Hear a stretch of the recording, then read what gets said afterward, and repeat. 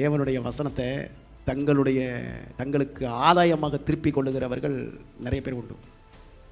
Be careful, எச்சரிக்கையாக இருங்கள். கள்ள உபதேசத்திற்கு எச்சரிக்கையாக இருங்கள்.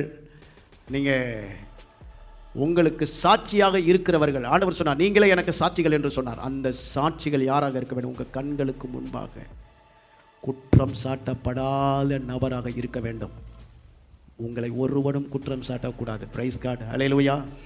இங்கே 2 பேர் நிற்கிறாங்க. எங்கள் காட்சன் இருக்கானா, விஜயகிரி இருக்கானா, 2 பேர் இருக்கானுங்க. நான் பின்னால் கீபோர்டு வாசிச்சிருப்பான், நீங்கள்லாம் பார்த்தீங்க. என்கிட்ட தப்பி வர்றதே நிற்கிறதே கஷ்டம். இவங்க 2 பேரை கூப்பிட்டு எரேமியா, பைபிளில் எரேமியா, யோபுவெல்லாம் சொல்லி ஏன் பிறந்தேன்னு கத்தனை. இவங்ககிட்ட போய் கேட்டு பாருங்களேன், எத்தனை முறை ஏன் நான் அந்த சபைக்கு வந்தேன், ஏன் பிறந்தேன்னு கத்தி கதறி இருப்பானுங்க. அந்த அளவுக்கு பிரச்சனை அவங்களுக்கு வந்திருக்கும். இதெல்லாம் தாண்டி தான் ஆண்டவர் அவங்கள உருவாக்கி இந்த இடத்துல வச்சிருக்கிறார். ஹல்லேலூயா. ஒரு சின்ன விஷயம்னா கூட ஆவியானவர் விட மாட்டார். ஏன் இன்னைக்கு என்ன உங்களுக்கு தெரியாது. இன்றைக்கி இந்த பாஸ்டர் இப்படி ஸ்ட்ரிக்டாக இருக்கிறாரு, இப்படி பேசுகிறாருன்னு சொல்லுவீங்க. என் காலத்துக்கு பின்னால் நீங்கள் சொல்லுவீங்க, அவர் அப்படி இருந்ததுனால தான் இன்றைக்கி நான் அந்த அளவுக்கு நல்லா இருக்கிறேன். நீங்கள் சொல்கிற காலம் ஒரு நாள் வரும். ஹல்லேலூயா.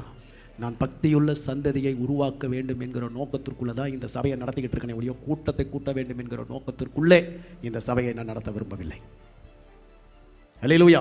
இது தேவனுடைய சித்தம் செய்யப்படுகிற இடம்.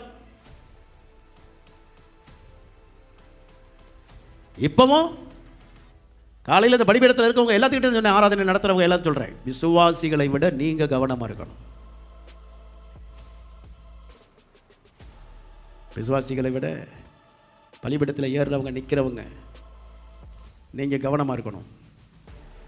என் மகன்னு பார்க்க மாட்டேன், என் மகன்னு பார்க்க மாட்டேன், யாருன்னு பார்க்க மாட்டேன். சத்தியம் சத்தியம்தான். சத்தியம் மாறாது. யாருக்காகவும் சத்தியம் என்ன செய்யாது? மாறவே மாறாது.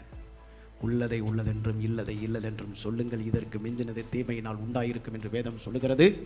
தீமையை கொப்பளிக்கிறதற்கு தேவன் நம்மை அழைக்கவில்லை.